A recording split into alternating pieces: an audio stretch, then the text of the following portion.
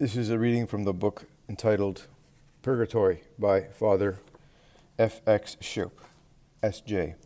Chapter 8. Location of Purgatory.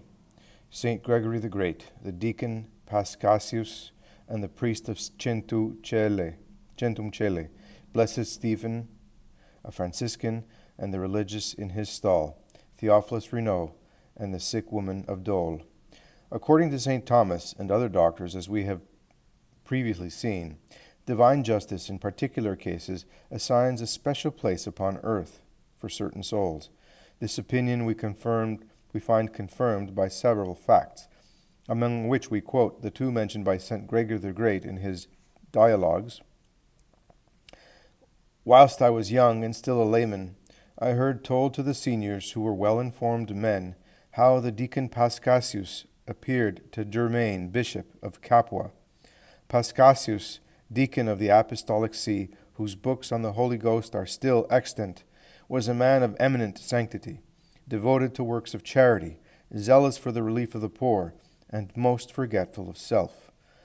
A dispute having arisen concerning a pontifical election, Paschasius separated himself from the bishops and joined the party disapproved by the episcopacy. Soon after this he died, with a reputation for sanctity, which God confirmed by a miracle. An instantaneous cure was effected on the day of the funeral by the simple touch of his dalmatic. Long after this, Germain, bishop of Capua, was sent by the physicians to find the baths of St. Angelo. What was his astonishment to find the same deacon, Paschasius, employed in the most menial offices at the baths. "I here expiate," said the apparition, "the wrong I did by adhering to the wrong party. I beseech of you, pray to the Lord for me. You will know that you have been heard when you shall no longer see me in these places." Germain began to pray for the deceased, and after a few days, returning to the baths, sought in vain for Paschasius, who had disappeared. He had but to undergo a temporary punishment, said St. Gregory, because he had sinned through ignorance and not through malice. The same pope speaks of a priest of Centum Cele, now Civitavecchia, who also went to the warm baths. A man presented himself to serve him in the most menial offices, and for several days waited upon him with the most extreme kindness and even eagerness. The good priest, thinking that he ought to reward so much attention, came the next day with 2 loaves of bread, blessed bread, and after having received the usual assistance of his kind servant, offered him the loaves. The servant, with a sad countenance, replied, "Why, Father, do you offer me this bread? I cannot eat it. I, whom you see, was formerly the master of this place, and after my death I was sent back to the condition in which you see me, for the expiation of my faults. If you wish to do me good, offer up for me the bread of the Eucharist." At these words he suddenly disappeared, and he whom the priest had thought to be a man showed by vanishing that he was but a spirit. For a whole week the good priest devoted himself to the work of penance, and each day offered up the sacred host in favor of the departed one. Then, having returned to the same baths, he no longer found his faithful servant, and concluded that he had been delivered. It seems that divine justice sometimes condemns souls to undergo their punishment in the same place where they have committed their sins. We read in the Chronicles of the Friars Minors that, and this is Book 4, Chapter 30 of Rossignoli, Merveilles du Purgatoire, that Blessed Stephen, religious of that order, had a singular devotion to the Blessed Sacrament, so that he passed a part of the night in adoration before it. On one occasion, being alone in the chapel, the darkness broken only by the faint glimmer of the little lamp, he suddenly perceived a religious in one of the stalls. Stephen approached him and asked if he had permission to leave his cell at such an hour. "I am a deceased religious," he replied, "here by a decree of God's justice. Must I undergo my purgatory, because here I sinned by tepidity and negligence at the divine office. The Lord permits me to make known my state to you, that you may assist me by your prayers."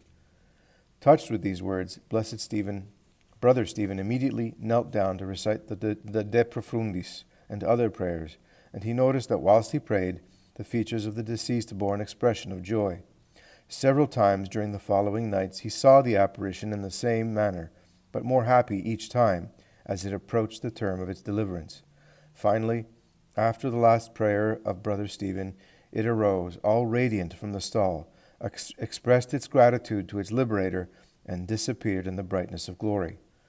The following incident is so marvelous that we should hesitate to reproduce it, says Canon Postel, had it not been narrated by Father Theophilus Renaud, theologian and controversialist, who relates it as an event which happened in his time and almost under his very eyes. The Abbé Louvet adds that the Vicar General of the Archbishop of Besançon, after having examined all the details, recognized its truth. In the year 1629, at Dole, in Franche-Comté, Huguette Roy, a woman of the middle station in life, was confined to bed by inflammation of the lungs, which endangered her life. The physician, considering it necessary to bleed her, in his awkwardness cut an artery in the left arm, which speedily reduced her to the last extremity.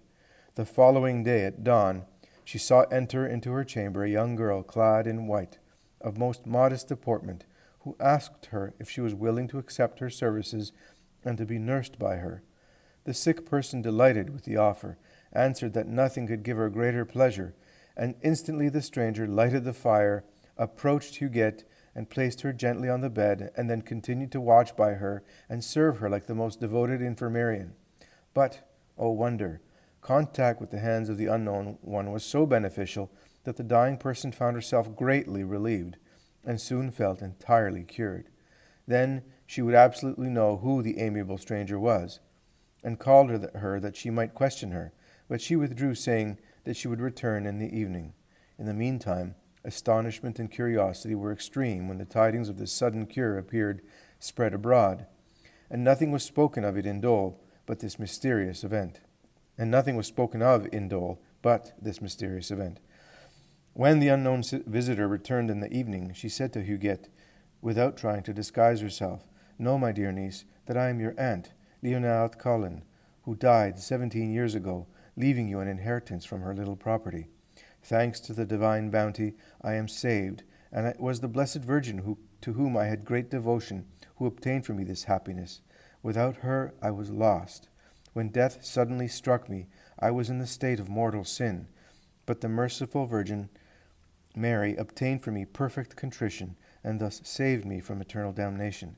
Since that time I am in purgatory, and our Lord permits me to finish my expiation by serving you during 14 days. At the end of that time I shall be delivered from my pains if, on your part, you have the charity to make 3 pilgrimages for me to 3 holy sanctuaries of the Blessed Virgin." Huguette, astonished, knew not what to think of this language, not being able to believe the reality of the apparition, and fearing some snare of the evil spirit, she consulted her confessor, Father Anthony Roland, a Jesuit, who advised her to threaten the unknown person with the exorcisms of the Church. This menace did not disturb her. She replied tranquilly that she feared not the prayers of the Church. "They have no power," she added, "but against the demons and the damned. None whatever against predestined souls, who are in the grace of God as I am." Huguette was not yet convinced. "How," said she to the young girl, "can you be my Aunt Leonard? She was old and worn, disagreeable and whimsical, whilst you are gentle and obliging." "Ah, my dear niece," replied the apparition, "my real body is in the tomb, where it will remain until the resurrection. This one, which you see, is one miraculously formed from the air to allow me to speak to you, to serve you, and obtain your suffrages. As regards my irritable disposition, 17 years of terrible suffering have taught me patience and meekness. Know also that in purgatory we are confirmed in grace, marked with the seal of the elect, and therefore exempt from all vice." After such an explanation, incredulity was impossible. Huguette, at once astounded and grateful, received with joy the services rendered during the 14 days designated. She alone could see and hear the deceased, who came at certain hours and then disappeared. As soon as her strength permitted, she devoutly made the pilgrimages which were asked of her. At the end of 14 days, the apparition ceased. Leonard appeared for the last time to announce her deliverance. She was then in a state of incomparable glory, brilliant as a star, and her countenance bore an expression of the most perfect beatitude. In her turn, She testified her gratitude to her niece, promised to pray for her and her whole family, and advised her ever to remember, amid the sufferings of this life, the end of our existence, which is the salvation of our soul. Chapter 9. The pains of purgatory, their nature, their rigor, doctrine of theologians, Bellarmine, St. Francis of Sales, fear and confidence.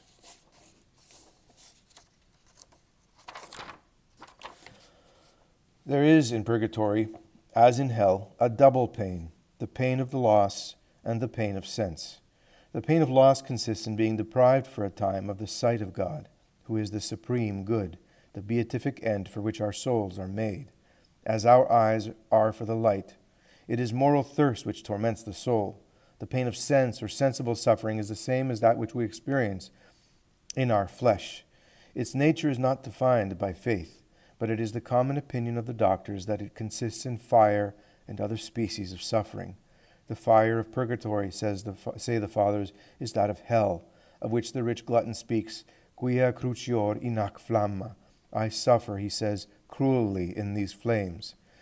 As regards the severity of these pains, since they are inflicted by infinite justice, they are proportioned to the nature, gravity, and number of sins committed. Each one receives according to his works. Each one must acquit himself of the debts with which he sees himself charged before God. Now these debts differ greatly in quality.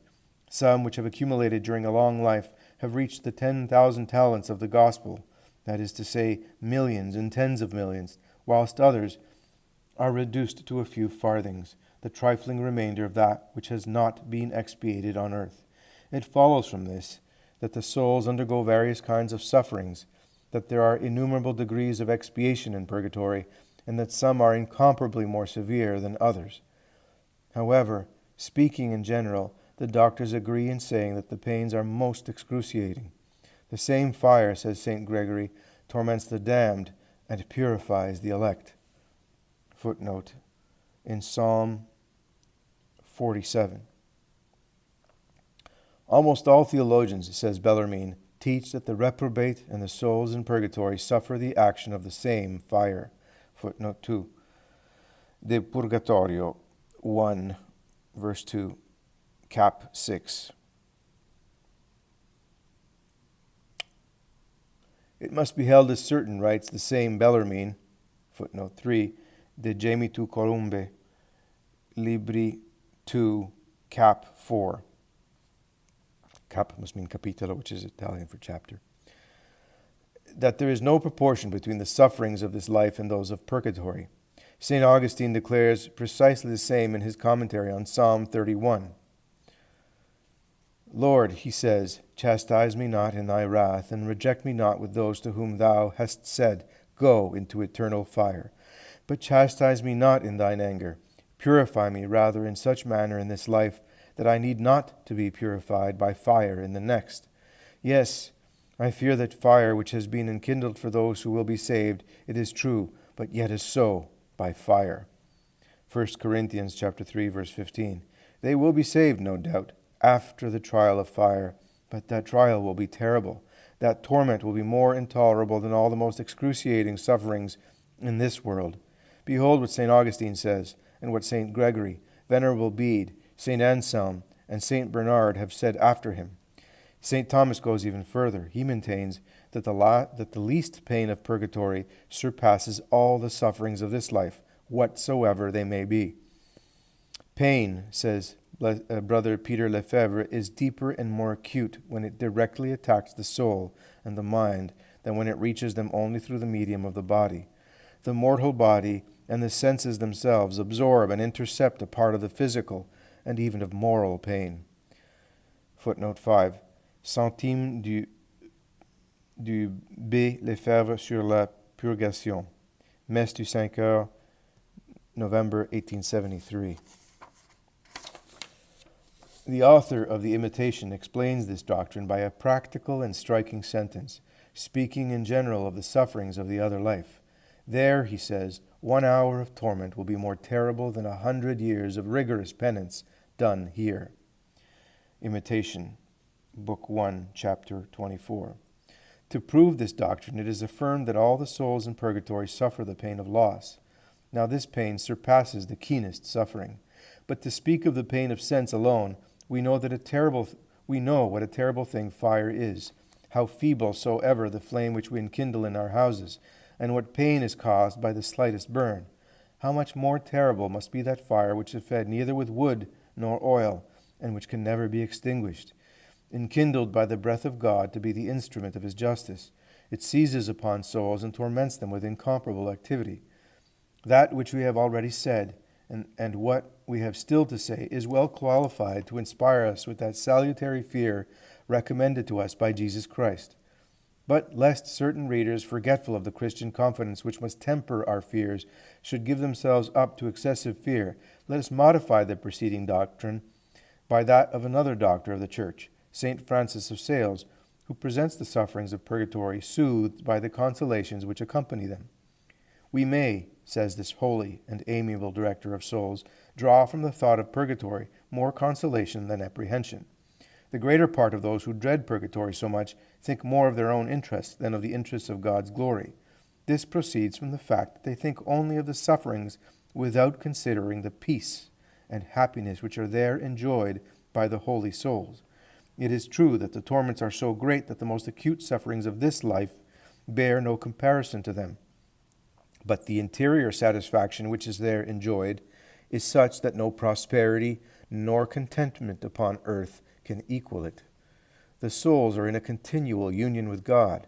They are perfectly resigned to his will, or rather their will is so transformed into that of God that they cannot will but what God wills, so that if paradise were to be opened to them, they would precipitate themselves into hell rather than appear before God with the stains with which they see themselves disfigured. They purify themselves willingly and lovingly, because such is the divine good pleasure. They wish to be there in the state wherein God pleases, and as long as it shall please him. They cannot sin, nor can they experience the least movement of impatience, nor commit the slightest imperfection. They love God more than they love themselves, and more than all things else, they love him with a perfect, pure, and disinterested love. They are consoled by angels. They are assured of their eternal salvation, and filled with a hope that can never be disappointed in its expectations. Their bitterest anguish is soothed by a certain profound peace. It is a species of hell as regards the suffering.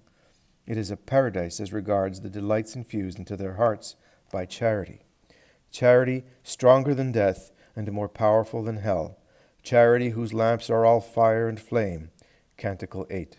Happy state, continues the holy bishop, more desirable than appalling, since its flames are flames of love and charity. Footnote. Esprit de Saint François de Sales, chapitre 9, page 16. Such are the teachings of the doctors, from which it follows that if the pains of purgatory are rigorous, they are not without consolation. When imposing his cross upon us in this life, God pours upon it the unction of his grace. And in purifying the souls in purgatory like gold in the crucible, he tempers their flames by ineffable consolations. We must not lose sight of this consoling element, this bright side of the often gloomy picture which we are going to examine.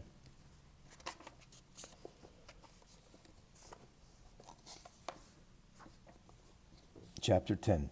Pains of Purgatory. The Pain of Loss. St. Catherine of Genoa. St. Teresa. Father Nuremberg.